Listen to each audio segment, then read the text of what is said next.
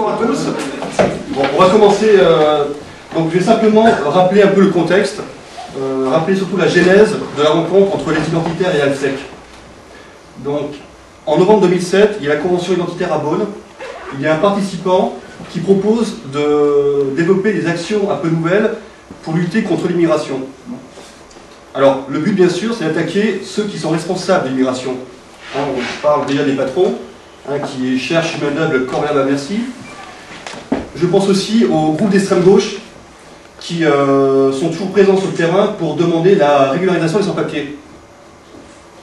Et donc, c'est là qu'on se dit, on va attaquer le RESF, le réseau Éducation sans frontières. C'est la principale structure qui, en France, soutient les clandestins. Et donc, contre le RESF, on lance le CESF, le collectif Expulsion sans frontières. À ce moment-là, que nous recevons un message d'un certain Émile Bomba,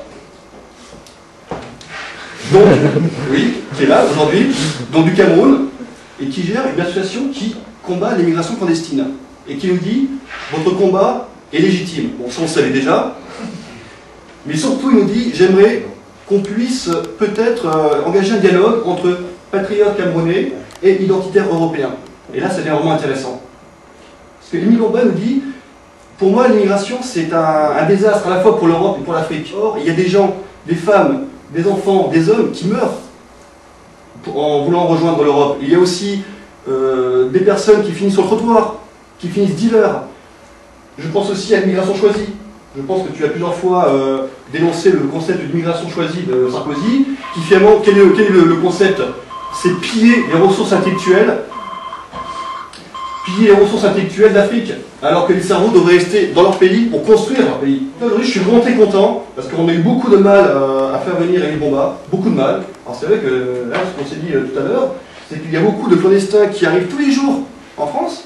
Par contre, lorsqu'il y a un Africain qui combat l'immigration, alors là, il n'y a pas de visa. Ça bloque, hein. Ça fait combien? Ça fait 6 mois que ça bloque. Un an, d'accord. Un an que ça bloque.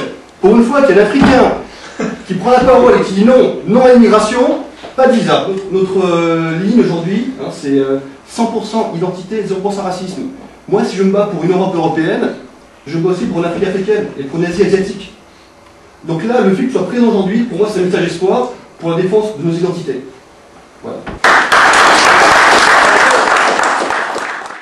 Eh bien, avant de commencer, je voudrais vous dire merci. Merci vous tous d'être là ce soir. Pour avoir eu le courage d'accepter ce pont que nous voulions mettre sur pied, on m'a demandé de venir vous dire ceci. Je suis porteur d'un message d'espoir. Un message d'espoir pour que ça change. Non, on ne peut pas. Et d'un côté, nous avons des mamans, nous avons des frères, nous avons des sœurs qui sont traumatisés aujourd'hui, qui n'arrivent plus à vivre normalement parce qu'un de leurs proches est mort ou bien s'est fait abuser. Parce qu'il n'y a pas seulement la mort. On se fait exploiter, on se fait abuser. Il y a tellement de choses là-dedans. La façon dont nous vivons ça, à un moment donné, on peut se dire que ça ne doit pas continuer ainsi. Alors ce pont que nous voulons créer, c'est pour que ça change. Parce que ça doit changer. Et je sais que ça va changer. Sinon vous ne serez pas là. L'immigration. Pourquoi est-ce que nos jeunes viennent chez vous? Il faudrait que vous le compreniez et qu'une fois pour toutes, on arrête. C'est un peu bizarre parce que j'étais tout à l'heure dans le site officiel du Sénat, français, hein, parce que nous on appelle le Sénat chez nous. Et bien vous connaissez tout. Voilà, il est dit dans le Sénat que c'est la pauvreté qui fait partie de la jeunesse.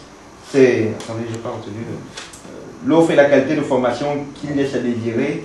Et puis enfin le sport et la culture. C'est très vrai, c'est exactement ça que notre étude a ressorti comme cause d'immigration. Mais qu'est-ce qui est fait pour ça? Rien. Rien malheureusement parce que si on se met à combattre la pauvreté, du coup c'est près de 3500 humanitaires qui sont au Cameroun qui n'auront plus d'emploi. C'est tout un système qui va s'écrouler. Et je voudrais enfin que quand nous nous adressions à vous, vous qui êtes réputés ne pas nous aimer, eh bien qu'on puisse causer entre hommes. Qu'on arrête de dire, ben là c'est le maître en face et là c'est... Non, il n'y a pas de maître, là c'est fini tout ça. Cette personne a retenu les leçons de l'histoire, on ne va pas non plus ressasser ça. On arrête de me dire, ancienne colonie, ancienne métropole, ben ils ont tout pris chez nous, alors on a le droit de partir là-bas. Et bien ça aussi on dirait aux nôtres que c'est pas possible. La colonisation, pour la plupart, nous ne l'avons pas connue. Nous sommes nés dans des États indépendants. Alors qu'on arrête de nous dire que parce que la France a colonisé le Sénégal, le Mali, le ceci et le cela, et alors tous les Africains, tous les Sénégalais doivent se retrouver là, c'est pas vrai. aucune civilisation n'a trouvé son salut à l'extérieur, jamais. Es-tu une identité africaine? J'ai dit non, je suis un panafricaniste.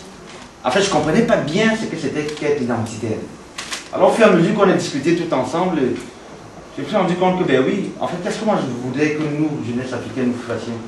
Eh bien, c'est qu'on se reconnaisse d'abord comme Africains, qu'on arrête de pleurnicher, qu'on arrête de... Parce que c'est dur pour tout le monde, ça il faut le reconnaître. Alors qu'on s'accepte d'abord comme tel, et sur cette base-là, sachant d'où on vient, on peut mieux tracer là où on va. Il y a un truc qui se passe, c'est qu'en Afrique, on a perdu notre identité totalement.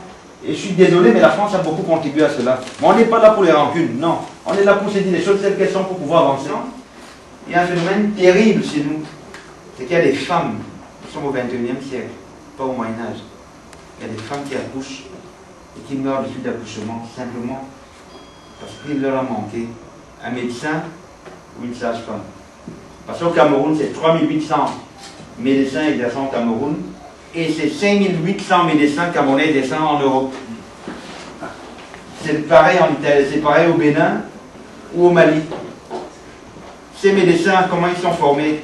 Pour la plupart, ils ne viennent pas d'abord dans les facultés de médecine, sinon ils deviennent d'abord médecins généralistes chez nous, où l'État subventionne leurs études parce que ça coûte très cher, et c'est le contribuable africain qui dépense cet argent-là. Et puis, tout le monde dit, ben, il va se spécialiser, maintenant il arrive ici, il ne revient plus. Alors qu'on arrête de nous assister parce que le monde n'en veut pas, la compassion non plus. Nous sommes des jeunes du XXIe siècle, totalement affranchis, totalement tout ce que vous voulez, qu'il a dit que nous sommes libres. C'est tout ce que nous on demande, eh ben, c'est qu'on dise aux nôtres de revenir.